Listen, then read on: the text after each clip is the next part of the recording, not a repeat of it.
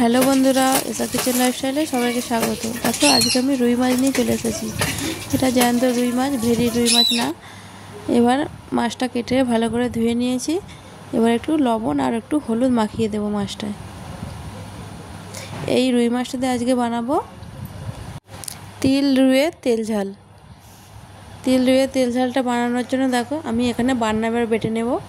এখানে নিয়েছি আদা, স্পেশাল সাদা তিল নিয়েছি, সাদা সর্ষে নিয়েছি আর জিরে। এবারে আমি এইগুলোকে একসঙ্গে সব বেটে নেব।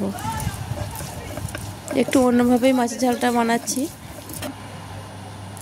মাছটা ভেজে নেব। এবার কড়াই সর্ষের তেল দিয়ে দিয়েছি, তেল গরম হয়ে গেছে। এবার মাছটা ভেজে নেব।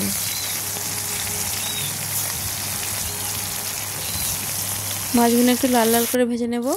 দেখো মাছ ভাজা হয়ে গেছে, এবার তুলে নেব।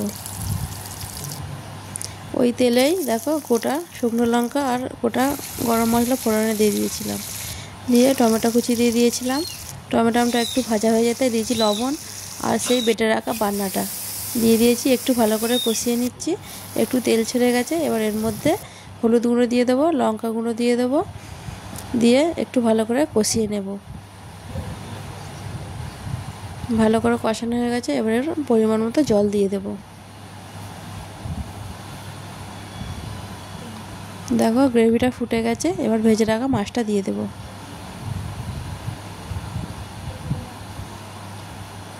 মাছ দেওয়ার 2-3 মিনিট পর আমি নামিয়ে নিচ্ছি।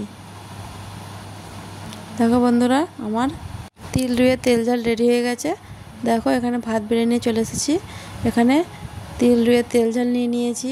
এখানে আছে আমড়া দিয়ে মাছের ডিম দিয়ে চাটনি করেছিলাম, নিয়ে নিয়েছি।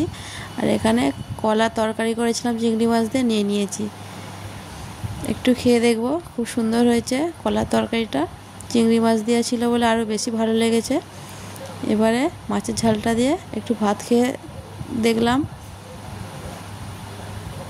একটু গ্রেভি নিয়ে নেব। যেহেতু তিল বাটাটা দিয়েছিলাম, আলাদা রকমই স্বাদ হয়েছে মাছের ঝালটার। খুব সুন্দর খেতে লেগেছিল মাছের ঝালটা। একটু চাটনিও খেয়ে নিলাম, দারুণ লেগেছিল। ভিডিওটা ভালো লাগে লাইক করো।